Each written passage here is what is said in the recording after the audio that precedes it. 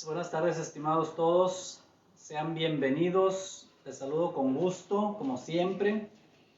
Y les agradezco que tomen un tiempo para que juntos nos edifiquemos en la palabra de Dios, en sus mandamientos, en sus preceptos, en sus decretos, los cuales ha dejado por escrito para que nosotros los conozcamos y los obedezcamos. Sean bienvenidos.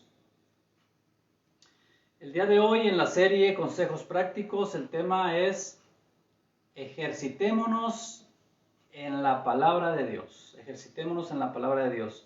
Muy a propósito de las Olimpiadas de Tokio 2020, ¿verdad? Donde la competencia entre las delegaciones de los países participantes son para lograr pues los primeros lugares y así obtener los galardones o medallas de oro, de plata y de bronce. Sin en cambio, si nosotros nos ejercitamos, más bien en cambio, si nosotros nos ejercitamos en lo que Dios nos ha mandado, también obtendremos un galardón. Y miren lo que dice Mateo 5:12, el Evangelio de San Mateo 5:12, dice: gozaos y alegraos, porque vuestro galardón es grande en los cielos. Porque así persiguieron a los profetas que fueron antes de vosotros. Aquí hablaba Jesús de las bienaventuranzas, estaba ahí en el monte compartiendo la palabra con una multitud y entre todo lo que les dijo, les mencionó también esta parte: gozaos y alegraos porque vuestro galardón es grande en los cielos. Así pues, con más razón en las cosas de Dios es necesario que nos ejercitemos de forma constante. Si lo hacemos para tener una buena salud, o si lo hacemos para practicar algún deporte por hobby o inclusive de manera profesional, pues eso es importante. Ahora debemos de considerar, de acuerdo a la palabra de Dios, que lo es más el ejercitarnos en el alimento diario de la palabra. El Salmo 144:1 dice: bienaventurado sea el Señor, mi roca, quien adiestra mis manos para la batalla. Y adiestrar las manos para la batalla pues implica de un ejercicio del estar en una constancia, adiestrándonos pues para alguna actividad, sea cual ésta fuere. ¿Considera usted que debiera estar compitiendo, hablando ahorita de las Olimpiadas, considera usted que en lugar de los jugadores, de los deportistas que están allá, debieran de participar, por ejemplo, educadores, que su preparación es para tratar con los jóvenes, con los niños en las aulas de las escuelas? O quizás servidores públicos, que su función pues es esa, el de atender al público en las dependencias de gobierno, o quizás los albañiles que hacen casas, bardas, etcétera. ¿Usted considera que sería mejor que estas personas en sus oficios, que son muy expertos en sus oficios, fueran a competir en las áreas deportivas? Pues no, ¿verdad? No, desde luego que está de más que haga yo esa pregunta, pero nada más es para poner en contexto que realmente si uno va a competir en algo, primeramente tiene que haber una preparación. Por ejemplo, los atletas, hasta donde yo entiendo, desde mi poco conocimiento,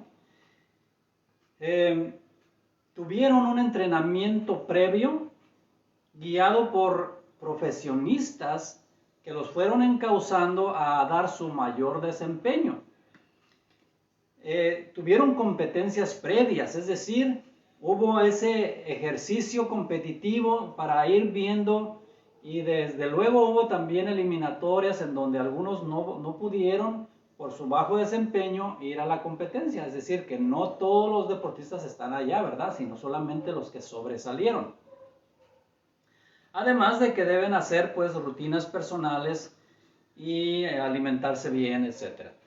Es obvio pues que los que están compitiendo son los idóneos para eso. desde mi muy humilde punto de vista.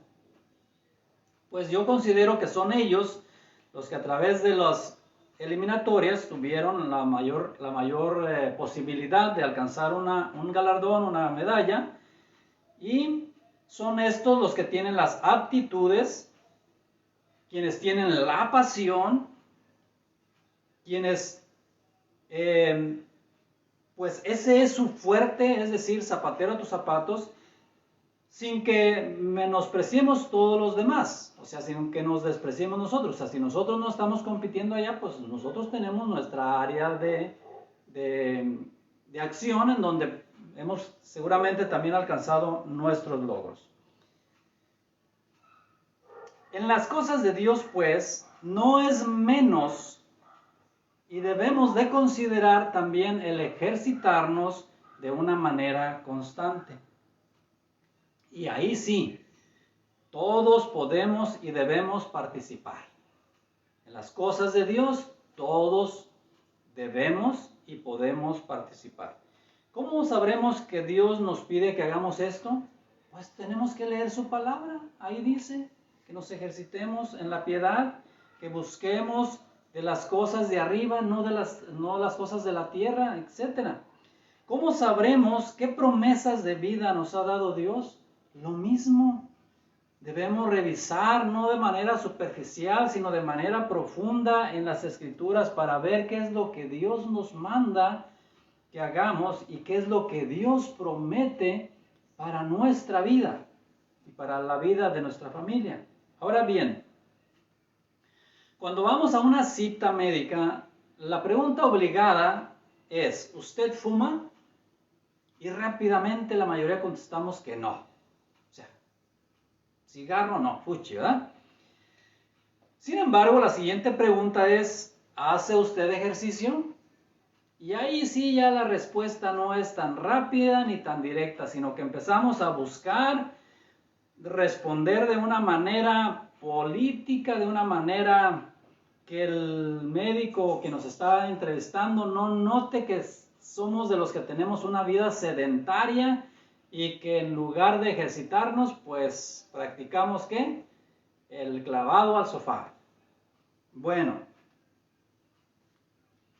por obviedad, esas preguntas las hacen los médicos para formular el historial clínico del paciente o de la persona que está en la consulta, con el objetivo o propósito de dar un diagnóstico acertado, un diagnóstico más certero de acuerdo a las necesidades médicas del individuo. Pero si lo que nosotros hacemos es dar medias verdades o decir medias verdades sobre lo que hacemos, nuestras, pues sí, nuestro tipo de alimentación, si hacemos ejercicio o no hacemos ejercicio, si somos cuidadosos con la salud o no, bueno, pues el diagnóstico, en la manera que nosotros no respondamos de la manera más asertiva posible, pues también sería difícil obtener un buen diagnóstico, valga la redundancia. Cuando los especialistas en la materia nos preguntan, es para poder elaborar pues ese historial clínico. Entonces, ¿por qué creemos que contestar de forma errónea o de manera incompleta o verdades a medias será bueno para nuestra salud? Si lo que vamos y buscamos es que el médico nos ayude, lo que nosotros debemos hacer por lo menos es ser honestos. De esa manera decirle, ¿sabe qué, doctor? No tengo tiempo, mis actividades me impiden hacer una rutina de ejercicios diaria. Bueno, entonces ya el médico sabrá qué tratamiento recomendar para que nosotros salgamos adelante con algún padecimiento que estemos teniendo en ese momento. Mas no se niega que hacer ejercicio trae grandes beneficios para nuestro cuerpo físico, no se niega, y quizá con ello solo se retrasa, en el mejor de los casos, los achaques de la edad. O sea, tampoco es que haciendo ejercicio ya la tienes hecha, no. Pero puede ser que eso ayude a que si empiezas a sentir cansancio, si empiezas a sentir que tus extremidades medio que te truenan y que no puedes caminar bien, bueno, pues con ejercicio se puede restablecer, es un tipo de terapia. Y esto, bueno, los propios médicos lo recomiendan, ¿qué? Hacer ejercicio, ya sea caminata, trotar, correr y pues otras cosas que de acuerdo a la edad se pudieran hacer o recomendar. Pero vamos a revisar una porción de la Escritura en donde Pablo manda a su hermano y amigo Timoteo a ejercitarse, pero no en las Olimpiadas ni andar allá en los campos correteando, sino a ejercitarse en las cosas de Dios. A ejercitarse precisamente en las cosas de Dios. ¿Para qué? Para ser como Dios manda que seamos, hombres piadosos. Primera carta de Timoteo 4, versículos 7 al 8. Pero no hagas caso de cuentos mundanos y tontos, ejercítate en la piedad. Pero no hagas caso de cuentos mundanos y tontos, ejercítate en la piedad. Pues aunque el ejercicio físico sirve para algo, la piedad es útil para todo. Subrayado ahí. Aunque el ejercicio físico sirve para algo, o sea, sí sirve. El mismo Señor lo reconoce que sí sirve. ¿Para qué? Para algo. Dice, pero la piedad es útil para todo, porque tiene promesas en plural, porque tiene promesas de vida para el presente y para el futuro. El apóstol Pablo, pues, le manda una carta a su discípulo Timoteo y le dice, ejercítate en la piedad. Ejercitarse en la piedad procede de la palabra griega eusebia, y se le puede llamar devoción. O sea, no es que sea devoción, sino que se le puede llamar devoción porque quien practica la piedad es alguien que está entregado. Es alguien que ya está convencido, que es constante en su manera de actuar con los demás.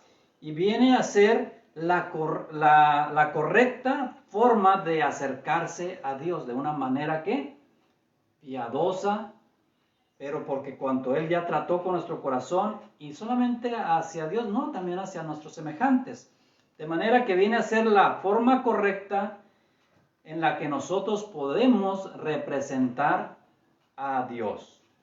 Ejercitarnos en la palabra hará que nuestro ser espiritual se fortalezca y que busquemos tener una relación íntima con el Padre por medio de nuestro Señor Jesucristo.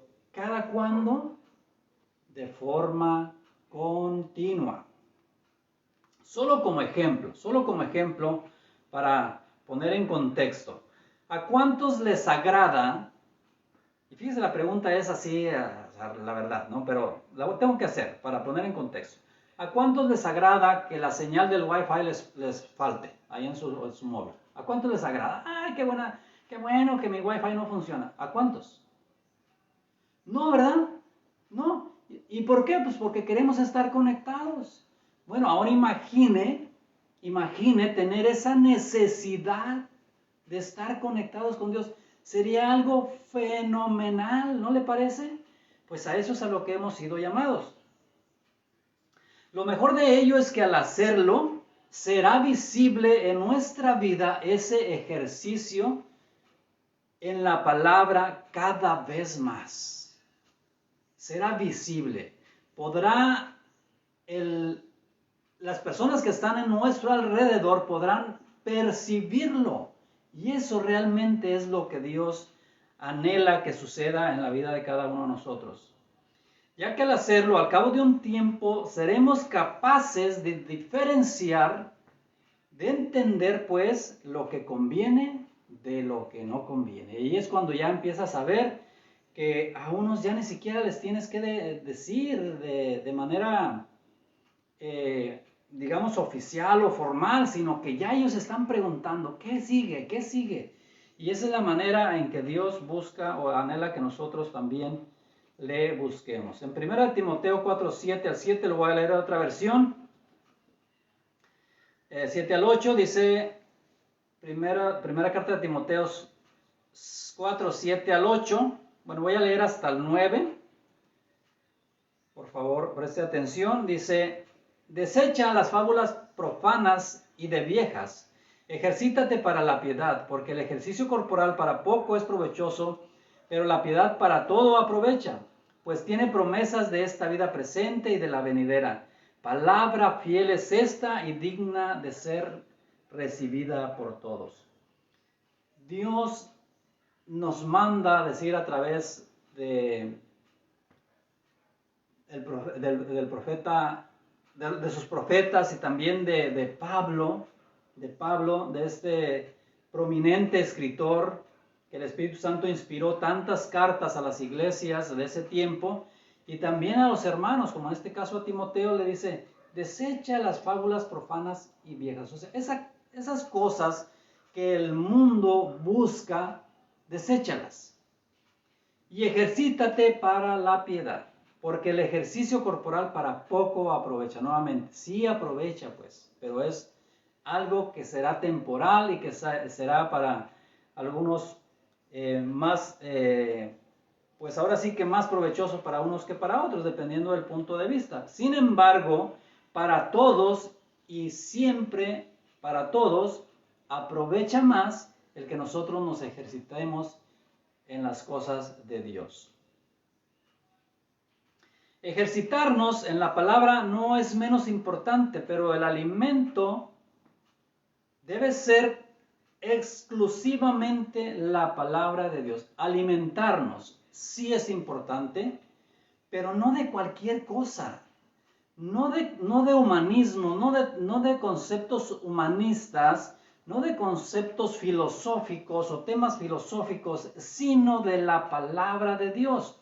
Porque si no hacemos esta diferenciación, mucha gente empieza a mezclar una cosa con la otra y al rato andan todos confundidos.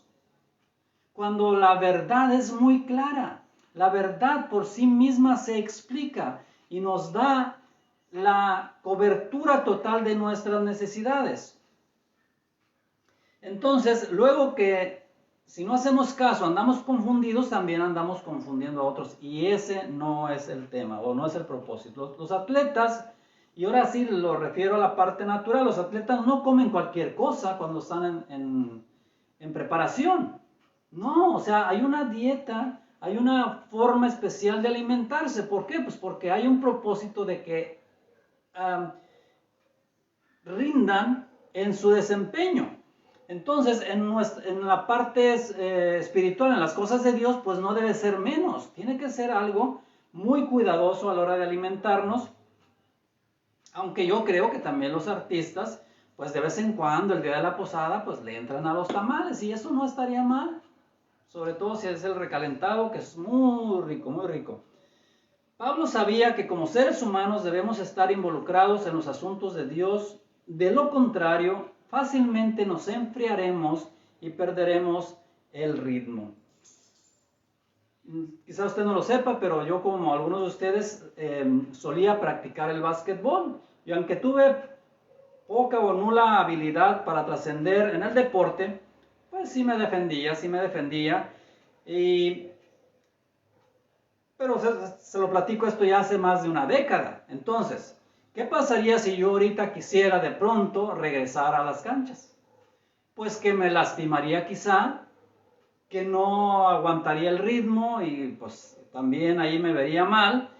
Y seguro que si yo me lo propusiera, como ya lo hice una vez, empezar de poco a poco nuevamente, en un tiempo estaría listo para la cascarita. Pero, ¿qué es lo que sucede? Que tiene que haber constancia. Pero si hace una década no lo hago y de pronto quiero tener la misma habilidad o la misma destreza para hacerlo, pues seguramente eso sería nulo o imposible. Entonces debemos de comenzar, o si ya estamos ahí, permanecer y ser constantes ¿en qué? En ejercitarnos en la palabra de Dios.